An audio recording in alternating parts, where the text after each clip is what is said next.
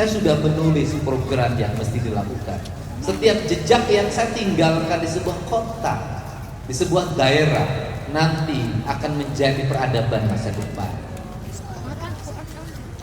Maka setiap pergi kemanapun, mata saya tidak pernah berhenti memandang.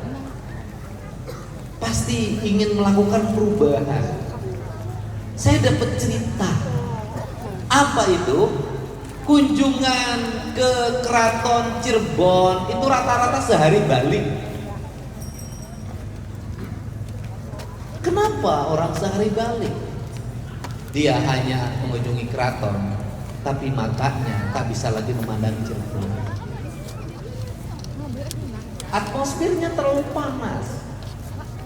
Suasana historikal, suasana sosial, dan suasana cinta kasihnya hilang. Maka saya ngajak pada bupatinya dari dulu, wali kotanya, mari kita gunakan cinta. Bagaimana menggunakan cinta?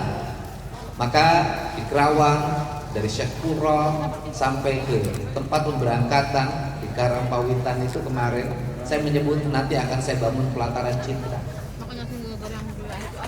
Di Bogor saya juga akan membangun pelataran di Mukasi. Maka tahun depan di Cirebon, dari sejak nanti tadi saya berangkat sampai sini, nanti akan saya bangun pelataran Caruban.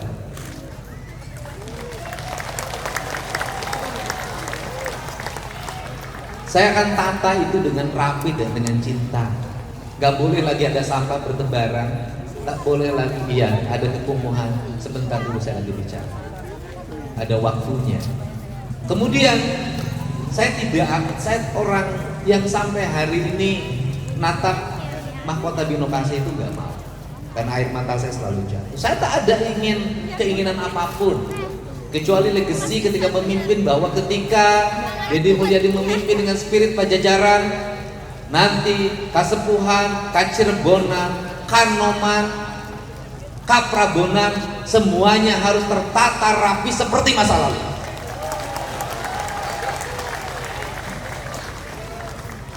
Gak usah lagi hanya bicara anggaran provinsi. Di luar itu juga banyak yang ingin membantu, berpartisipasi, mengembalikan. Kenapa? Kalau keraton ini tertata rapi, jalan-jalannya bersih, trotoarnya terbentang indah, sungai-sungainya jernih, kemudian antara sungai dengan keraton tersambung lagi dengan laut, maka peradaban akan terbangun. Maka rakyat kita akan menjadi rakyat yang terhormat.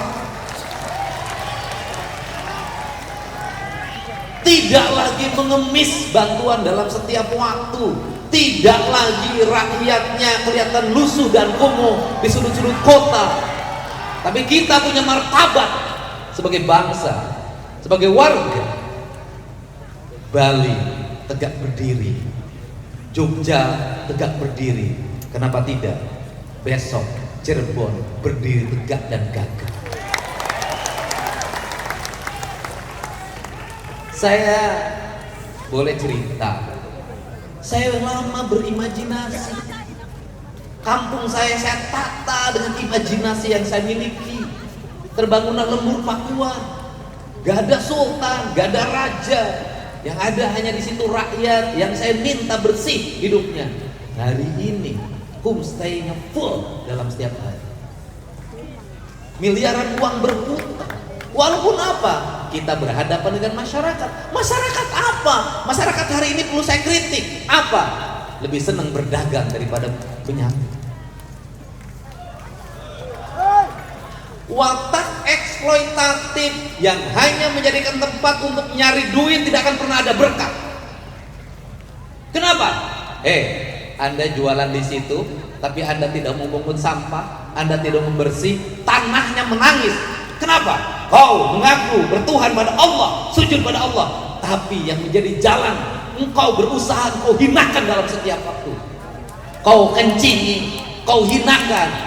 Tapi kalau tempat yang berjualannya dibersihkan, salurannya dibersihkan, maka kalimatnya adalah Alhamdulillahirabbil alamin. Kenapa bangsa kita tidak maju? Kenapa tidak maju? Eksploitatif. Pemimpinnya eksploitatif dari jabatannya. Rakyatnya juga sama, eksploitatif dari tempat usahanya. Tidak ada jiwa pengabdian. Ciri mengabdi itu adalah memelihara, merawat dan menjaga. Maka itu, Anda bayangkan, ini cara berpikirnya Pak Wali. Kalau semua daerah bersih, mohon maaf, ini akibat. Maka hotel di Cirebon penuh, rumah makan penuh Kak, kafe-kafe penuh Pak, uang berputar, Pemkot dapat 10% pajak. Tapi ingat, uang yang 10% itu harus balik buat pembangunan, buat rakyat, bukan buat jalan-jalan dan studi banding. Saya katakan, kenapa saya terus-terusan sangat ketat terhadap penambangan? Kenapa? Gak ada daerah yang maju karena penambangan, gak ada. Silakan cek di Cirebon, daerah yang batunya diambil setiap hari, pasirnya diambil setiap hari. Gak ada yang kaya, hanya beberapa orang, tapi warga sekitarnya menderita. Kemiskinan terus, dan ketika ada bencana lari semua. Gunung yang di Cirebon roboh ketika bencana, pengusahanya tidak membantu. Tetapi ketika merawat, menjaga, pertanyaan saya, Jogja yang setiap hari orang datang karena ada keraton kemudian nginep di hotel, Jogjanya utuh nggak? Duitnya datang terus nggak? Bali utuh nggak? Duitnya datang terus nggak? Daerah yang ditambang, daerahnya utuh tidak? Makin lama itu makin perempuan yang menjaga kehormatan dirinya, maka dia terhormat sepanjang masa. Tapi perempuan yang menjual dirinya, umur 35 tahun sudah tak berharga. Pulang jam 2 disebutnya jatohan, 50.000 gak ada yang nebak. Ini prinsip. Saya jadi pemimpin bukan hanya teknokrasi, tapi saya ngajarin filosofi. Jadi,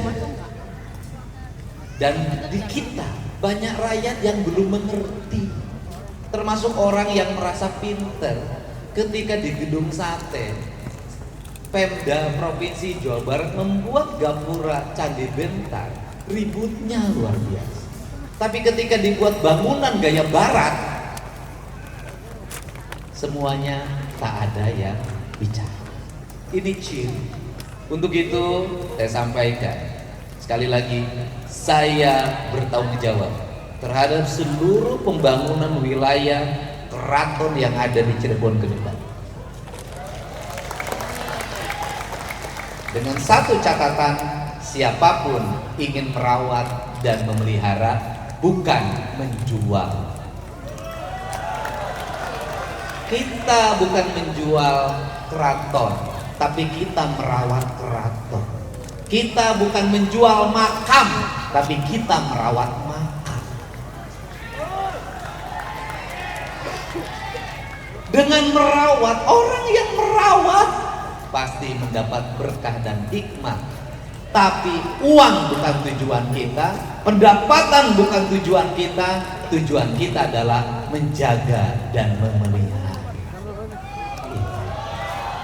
Sudah itu yang kita lakukan. Saya ini orang yang sangat mencintai tanah Sunda. Saya orang yang sangat menghormati leluhur Sunda. Saya orang yang menggunakan filosofi Sunda. Dan saya orang yang melangkah dengan teologinya orang Sunda, yaitu agama dan negara satu kesatuan. Apa itu? Karuku buhun disukun, negara ditata, agama dijaga, Tritangku dibuat. Untuk itu saya ucapkan terima kasih. Semoga ini adalah spirit. Saya ingin orang Cirebon punya spirit. Pak Wali, Cirebon nggak boleh lagi ada tramadol, tramadolan. Rusak. Saya tahu Cirebon tawurannya tinggi, geng motornya tinggi. Mohon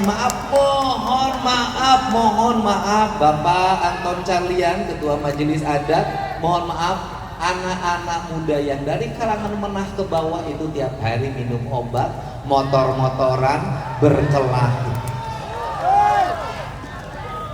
Ya, saya paham. Untuk itu, rubahlah sudah kalau ingin jadi tuan di negerinya sendiri. Sebentar lagi tumbuh ke pariwisataan, sikap mentalnya harus dibangun. Kita harus belajar dari daerah di Jogja, belajar aja, gak ada masalah. Apa itu? Kalau naik beca di Jogja, keliling, ayo mas cari batik, cari babi apa tok, keliling. Ketika turun ditanya, berapa ini ongkosnya? Tukang becanya jawab, terserah jenengan. Terserah jenengan.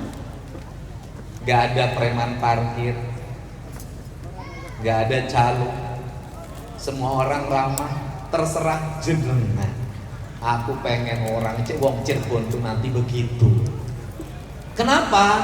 Kalimat terserah jenengan itu kalimat Islam. Artinya terserahlah karena aku sudah berserah. Mau dikasih monggo, gak dikasih gak apa-apa. Apa yang terjadi dengan kalimat itu? Bayar ongkosnya jauh lebih besar. Itu ya, saya ucapkan terima kasih ya, mohon maaf mengganggu, ada kemacetan di jalan semuanya. Insya Allah saya akan terus bekerja, saya akan terus berikan perhatian pada masyarakat, saya akan terus membela rakyat dalam setiap waktu, dan seluruh aktivitas saya setiap hari selesai. Dan nanti kan ada penataan kota tahun depan. Nanti kelurahan ditata, kalau di kota ditata rapi sampai gang-gang kecil. Saya pengen nanti di Cirebon Pak, di gang-gangnya dibikin gapura kayak gini, sudah peninggalan peradaban. Kemudian gapura yang nggak terurus dibersihkan segera, dicat kembalikan kewibawaan kota Cirebon.